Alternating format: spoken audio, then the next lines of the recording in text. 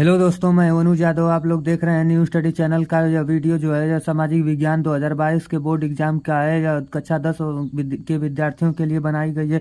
वो देखकर इसे देख लें और वो जब 2023 के एग्जाम देने जाएंगे तो उसे उन बहुत ही हेल्प करेगा। आप लोग इसे पहले देख लीजिए कि पिछले वर्ष के पेपर में क्या क्या क्वेश्चन पूछे गए थे। तो यहाँ पर देखिए सामाजिक विज्ञान का पेपर है। मेरे चैनल पर सारे पेपर की वीडियो उपलब्ध है, आप लोग वहाँ से जाकर देख सकते हैं। आप सभी लोग दोस्तों मेरे चैनल को सब्सक्राइब कर दीजिए और मैं वीडियो की शुरुआत करता हूं। यहाँ पर देखिए सबसे पहले आप लोग अपना जो है अनुक्रमांक लिखेंगे। यहाँ पर अनुक्रमांक अपने प्रवेश पत्र पे दिया होगा, वहां से अनुक्रमांक पेपर में भर लेंगे, फिर नाम लिख लेंगे अपना। फिर उसके बाद फटाफट से आप लोग 15 मिनट आप लोगों को मिलते हैं क्वेश्चन पेपर पढ़ने के लिए। फटाफट आप लोग अपने क्वेश्चन पेपर को पढ़ेंगे। जैसे मैं बता रहा हूँ आप लोगों को कि फटाफट कैसे आप लोग 15 मिनट के अंदर अपने पेपर को पढ़ सकते हैं। यहाँ पर देखिए सामान्य निर्देश दिया रहता है। पहला कि प्रारंभ के 15 मिनट परीक्षार्थियों को प्रश्न पत्र पढ़ने के लिए निर्धारित हैं। यहाँ पर जो दिया है कि प्रारंभ के 15 मिनट परीक्षार्थियों को प्रश्न पत्र पढ़ने के लिए दिए हैं, मतलब 15 मिनट आप लोग अपने पेपर को पढ़ सकते हैं। यहाँ पर केवल 15 मिनट में बताया ना कि 15 मिनट पेपर पढ़ने के लिए आप लोगों को दिया रहता है, तो 15 मिनट दिया है, यहाँ पर लिखा हुआ है।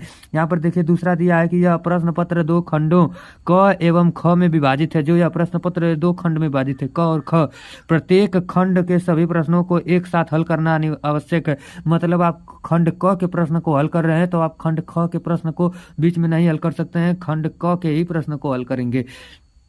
यहाँ पर एक ही साथ हल करना आवश्यक है। प्रत्येक खंड का उत्तर नए पृष्ठ से प्रारंभ किया जाए। यहाँ पर देखिए जो प्रत्येक खंड का है, जैसे क का कर रहे हैं और आधी पृष्ठ पर आपका क वाला खत्म हो गया तो उसी पृष्ठ पर आप नहीं ख का हल कर सकते हैं, उसके पीछे आप खंड क लिख कर वहां से उसका उत्तर हल करेंगे आप लोग। यहाँ पर देखिए दिया हुआ है कि प्रत्येक प्रश्न के लिए निर्धारित अंक उसके सम्मुख अंकित है। जो आप लोगों का प्रश्न है उसके सामने उसी का कितने नंबर मिलेंगे आप लोगों को, उसका वहां पर निर्धारित किया गया है, लिखा गया है। इसके बाद देखिए यहाँ पर दिया हुआ है कि प्रश्न पत्र में 4 प्रकार के प्रश्न हैं। यहाँ पर जो ये आप लोगों का प्रश्न पत्र है इसमें 4 प्रकार के प्रश्न है। एक पहला जो है बहुविकल्पीय प्रश्न है, दूसरा अति लघु उत्तरीय प्रश्न है, फिर उस लघु उत्तरीय प्रश्न, फिर वो दीर्घ उत्तरीय प्रश्न है। इसमें 4 प्रकार के प्रश्न पूछे गए हैं जिनके संबंध में निर्देश उनके प्रारंभ में दिए गए हैं। मतलब वो बताया गया है कि अब बहुविकल्पीय क्या है, शुरुआत में ही उसका दे दिया गया है संबंध। यहाँ पर देखिए दिया है कि क तथा ख खंडों हेतु दिए गए मानचित्रों को उत्तर पुस्तिका में मजबूती से के साथ संलग्न करना आवश्यक है। मतलब जो ये खंड क तथा ख खंडों में हेतु दिए हुए मानचित्र है उसको उत्तर पुस्तिका में मजबूती के साथ संलग्न करना आवश्यक है, जो कह रहा है आपका ये निर्देश दे रहा है। फिर उसके बाद दृष्टिबाधित परीक्षार्थियों के लिए मानचित्र कार्य के स्थान पर अलग से खंड क में प्रश्न संख्या 14 तथा खंड ख में प्रश्न संख्या 28 के उत्तर लिखने के लिए दिए गए हैं। जो दृष्टिबाधित परीक्षार्थी हैं उनके लिए मानचित्र नहीं बनाकर बल्कि उनको 14वां खंड क में 14वां क्वेश्चन और खंड ख में 28वां क्वेश्चन उन लोगों को करने के लिए दिया गया है। तो आइए दोस्तों हम जल्दी से अपने प्रश्न को पढ़ लेते हैं, क्योंकि हमें 15 मिनट ही मिले रहते हैं केवल प्रश्न को पढ़ने के लिए। तो आइए दोस्तों हम प्रश्न पढ़ना शुरू करते हैं। तो इसी प्रकार आप लोग बोर्ड के एग्जाम में अपना प्रश्न पढ़ेंगे और जो आता रहेगा एक खंड क का अगर आप लोगों को कहीं से भी क्वेश्चन आ रहा है तो उसे लिख सकते हैं, लेकिन खंड ख का कहीं से आ रहा है तो उसे लिख सकते हैं। बीच में या कि खंड क का आ रहा है आप लोगों को तो बीच में खंड ख का, कहीं खंड क का ऐसे लिखेंगे तो आपको एक भी नंबर नहीं मिलेगा।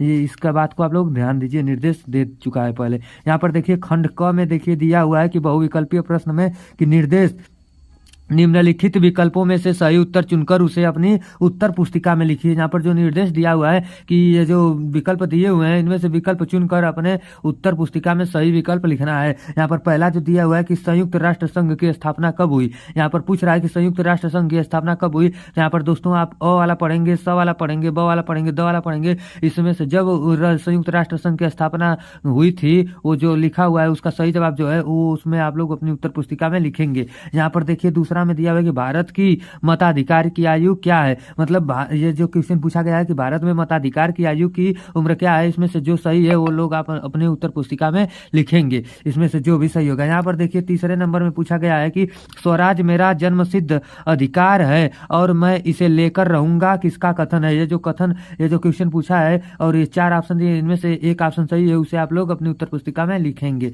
यहाँ पर देखिए फिर दिया हुआ चौथा कि प्रथम विश्व युद्ध का प्रारंभ कब हुआ था, यहाँ पर आप लोग देख सकते हैं प्रथम विश्व युद्ध का प्रारंभ कब हुआ था, जो आ रहा है आप लोग सबसे पहले उसी को लिखेंगे आप लोग। यहाँ पर देखिए 5वां, संयुक्त राष्ट्र संघ का मुख्यालय कहाँ पर स्थित है।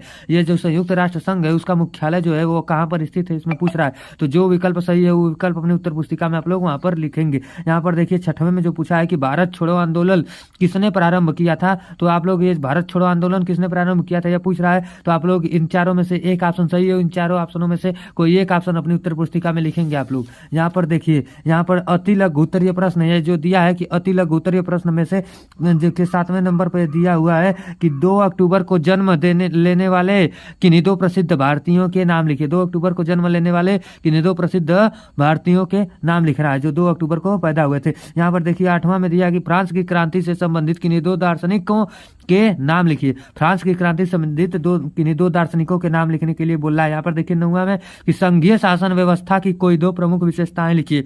यहाँ पर जो 9वां में पूछा है कि संघीय शासन व्यवस्था की कोई 2 प्रमुख विशेषताएं लिखने के लिए बोल रहा है आप लोगों को। यहाँ पर आप सभी लोग देख सकते हैं कि लघु उत्तरीय प्रश्न दिया हुआ है जिसमें से 10वां क्वेश्चन है कि भारतीय राष्ट्रीय आंदोलन में भाग लेने वाले किन्हीं 3 नेताओं के नाम लिखना है। जो भारतीय राष्ट्रीय आंदोलन में भाग लेने वाले किन्हीं 3 नेताओं के नाम आप लोगों को लिखना है। यहाँ पर देखिए अथवा करके दिया हुआ है प्रथम स्वतंत्रता संग्राम की असफलता के लिए उत्तरदायी कोई 3 कारण लिखिए। प्रथम स्वतंत्रता संग्राम की असफलताओं के लिए उत्तरदायी कोई 3 कारण लिखने के लिए यहाँ पर बोल रहा है। आप सभी लोग कोई एक लिख सकते हैं, इसमें से इन दोनों में से कोई एक लिख सकते हैं। यहाँ पर देखिए अगर हमारा क्वेश्चन पूछ रहा है कि सांप्रदायिकता को दूर करने के लिए किन्हीं 3 उपायों का वर्णन कीजिए। यहाँ पर सांप्रदायिकता को दूर करने के लिए किन्हीं 3 उपायों का वर्णन करने के लिए बोल रहा है। ये नहीं आ रहा है तो अथवा करके दिया हुआ है कि महात्मा गांधी द्वारा चलाए गए किन्हीं 3 आंदोलनों के नाम लिखिए। आप लोग दोनों में से किसी एक को ही लिखेंगे, दोनों को नहीं। यहाँ पर देखिए फिर पीछे देखिए यहाँ पर दिया हुआ है कि दीर्घ उत्तरीय प्रश्न। यहाँ पर देखिए दीर्घ उत्तरीय प्रश्न में पूछा है कि भारतीय लोकतंत्र के समक्ष कौन कौन सी प्रमुख चुनौतियां हैं। यहाँ पर अथवा करके दिया हुआ है कि भारतीय में किस तरह की जातिगत असमानताएं आज भी व्याप्त हैं। यहाँ पर दोनों में से किसी एक को लिखना है। यहाँ पर देखिए 13वां में भारतीय राष्ट्रीय कांग्रेस की स्थापना कब हुई थी, इसके उद्देश्य क्या थे। यहाँ पर अथवा करके दिया हुआ है कि राष्ट्रवाद में क्या तात्पर्य है, यूरोप में राष्ट्रवाद के उदय होने में कौन सी परिस्थितियां सहायक हुई।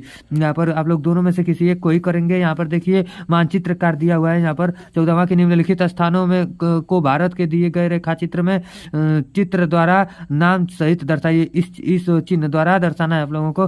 सही नाम तथा सही अंकन के लिए 1/2 अंक निर्धारित है। यहाँ पर देखिए आप लोगों को मानचित्रकार है, इसका आप लोग फोटो लिख सकते हैं कि कैसे कैसे मानचित्रकार पूछता है। यहाँ पर आप लोग ले सकते हैं फोटो इसका। यहाँ पर स्क्रीनशॉट ले लीजिए। यहाँ पर देखिए फिर नीचे ऊपर देखिए फिर चलते हैं हम लोग। यहाँ पर देखिए इसका भी आप लोग स्क्रीनशॉट ले सकते हैं। फिर देखिए यहाँ पर केवल दृष्टिबाधित परीक्षार्थियों के लिए प्रश्न पत्र 14 के मानचित्र कार्य के विकल्प स्वरूप दिया हुआ है। यहाँ पर जो दृष्टिबाधित परीक्षार्थी है वो मानचित्र कार्य छोड़कर उनके लिए ये क्वेश्चन पूछे गए। यहाँ पर ये देख सकते हैं आप सभी लोग। यहाँ पर देखिए फिर देखिए हम लोग खंड ख में चलते हैं। यहाँ पर देखिए फटाफट यहाँ पर देखिए खंड ख जो दिया हुआ है यहाँ पर बहुविकल्पीय प्रश्न है कि निर्देश निम्नलिखित विकल्पों में से सही उत्तर चुनकर उसे अपनी उत्तर पुस्तिका में लिखने के लिए बोला है। फिर बहुविकल्पीय प्रश्न आ गया। यहाँ पर देखिए पहला दिया हुआ है कि कर्तन दहन कृषि झूम कृषि निम्नलिखित में से किस राज्य में पाई जाती है। यहाँ पर आप लोग जो सही है ऑप्शन उसे आप लोग लिख सकते हैं। यहाँ पर देखिए फिर देखिए 16वां क्वेश्चन पूछा है निम्नलिखित में से कौन सा एक संभावी साधन है। इसे लोग आप लोग पढ़कर इसमें से जो सही है आप लोग लिख सकते हैं वहां पर। फिर 17वां में देखिए मुंबई हाई प्रसिद्ध है। मुंबई हाई प्रसिद्ध है। यहाँ पर जो सही है वो आप लोग लिख सकते हैं अपने उत्तर पुस्तिका में। यहाँ पर 18वां में देखिए कि निम्नलिखित में से कौन सी फसल मोटे अनाज के यहाँ पर निम्नलिखित में से कौन सी फसल मोटे अनाज के अंतर्गत सम्मिलित की जाती है। यहाँ पर देखिए यहाँ पर आप सभी लोग जो सही है उसे आप लोग लिख सकते हैं। यहाँ पर देखिए 19वां में दिया है कि समानता किस देश का विकास निम्नलिखित में से किस आधार पर निर्धारित किया जाता है। सामान्यतः किस देश का विकास निम्नलिखित में से किस आधार पर निर्धारित किया जाता है। इसमें से जो सही आप लोग लिख सकते हैं वहां पर। यहाँ पर देखिए यहाँ पर नीचे दिया हुआ है कि 20वां नंबर में कि निम्नलिखित में से किसी आधार पर निम्नलिखित में से किस आधार पर सार्वजनिक और निजी क्षेत्रक विभाजित है। यहाँ पर देखिए आप लोग देख सकते हैं यहाँ पर जो ऑप्शन सही है वो ऑप्शन में से आप लोग उत्तर पुस्तिका में आप लोग लिख सकते हैं। यहाँ पर प्लीज चैनल को सब्सक्राइब कर लीजिए, चैनल को सब्सक्राइब करिए जल्दी से जल्दी। यहाँ पर देखिए अति लघु उत्तरीय प्रश्न दिया हुआ है। यहाँ पर पुनः चक्रीय प्राकृतिक संसाधन किन्हें कहते हैं? कोई दो उदाहरण दीजिए। यहाँ पर दिया हुआ है कि पुनः चक्रीय प्राकृतिक संसाधन किन्हें कहते हैं, कोई दो उदाहरण दीजिए। क्वेश्चन पिछले वर्ष में पूछा गया था दोस्तों, सभी क्वेश्चन तैयार करके जाइएगा आप अपने पेपर को में। यहाँ पर देखिए सभी फटाफट मैं बता रहा हूँ, आप लोग जल्दी से जल्दी समय निकाल कर फटाफट तैयारी कर लीजिए अपनी, क्योंकि अब पेपर बहुत ही नजदीक आ चुका है। यहाँ पर देखिए दिया हुआ है कि अर्थव्यवस्था के संगठित क्षेत्र में रोजगार की दो विशेषताएं बताइए। यहाँ पर देखिए दिया है कि अर्थव्यवस्था के संगठित क्षेत्र के में रोजगार की दो विशेषताएं बताइए। यहाँ पर देखिए फिर 23वां दिया है कि अल्प रोजगार किसे कहते हैं। फिर लघुत्तर प्रश्न में हम लोग आते हैं 14वां में। 24वां में देखिए हमें खनिजों में संरक्षण की आवश्यकता क्यों है, अथवा करके दिया हुआ है कि गेहूं की खेती के लिए अनुकूल भौगोलिक दशाएं बताइए। यहाँ पर दिया हुआ है 25वां में कि अर्थव्यवस्था के द्वितीयक क्षेत्रक से आप क्या समझते हैं। यहाँ पर देख सकते हैं उदाहरण सहित बताइए। फिर अथवा करके दिया हुआ है यहाँ पर कि राष्ट्रीय आय, यहाँ पर राष्ट्रीय आय तथा प्रति व्यक्ति आय में कितने स्पष्ट अंतर स्पष्ट कीजिए। देशों की स्थिति की तुलना के लिए इनमें से कौन सी विधि बेहतर है। यहाँ पर देख सकते हैं। फिर उसके बाद दीर्घ उत्तरीय प्रश्न में दिया है कि भारत में, यहाँ पर दीर्घ उत्तरीय प्रश्न में आप लोग देख सकते हैं 26वां नंबर में, भारत में मिट्टी के प्रकारों पर एक निबंध लिखने के लिए बोल रहा है। यहाँ पर निबंध लिखिए। अथवा करके दिया है कि भूक्षरण से आप क्या समझते हैं, इसे रोकने के लिए कोई 4 उपाय बताइए। यहाँ पर देख सकते हैं आप लोग इन दोनों में से कोई एक को आप लोग लिखेंगे, केवल एक को। यहाँ पर 27वां नंबर में देखिए भारत में वैश्वीकरण के प्रभाव पर प्रकाश डालिए। वैश्वीकरण के प्रभाव पर प्रकाश डालने के लिए बोल रहा है। यहाँ पर अथवा करके दिया हुआ है कि उपभोक्ता आंदोलन के कारण बताइए हम उपभोक्ता आंदोलन को कैसे आगे बढ़ा सकते हैं। यहाँ पर देखिए उपभोक्ता आंदोलन के कारण बताइए हम उपभोक्ता आंदोलन को कैसे आगे बढ़ा सकते हैं। यहाँ पर देख सकते हैं आप लोग दोनों में से किसी एक को आप लोग लिख सकते हैं। यहाँ पर पीछे देखिए हम लोग फटाफट देखते हैं। यहाँ पर पीछे देखिए मानचित्र कार्य दिया हुआ है कि निर्देश भारत के दिए गए मानचित्र पर निम्नलिखित को दर्शाइए तथा सही अंकन के लिए 1/2 मतलब आधे नंबर आप लोगों को मिल रहे हैं। यहाँ पर देख सकते हैं आप सभी लोग 1/2 नंबर आप लोगों को मिल रहे हैं,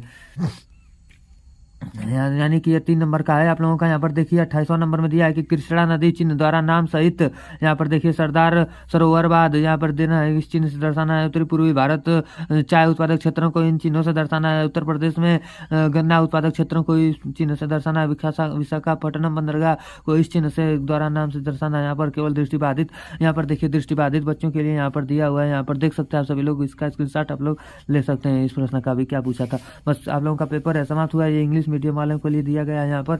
चलिए दोस्तों, तो वीडियो को लाइक करिए, सब्सक्राइब करिए। जब तक मिलते हैं नेक्स्ट वीडियो में। जय हिंद, जय भारत।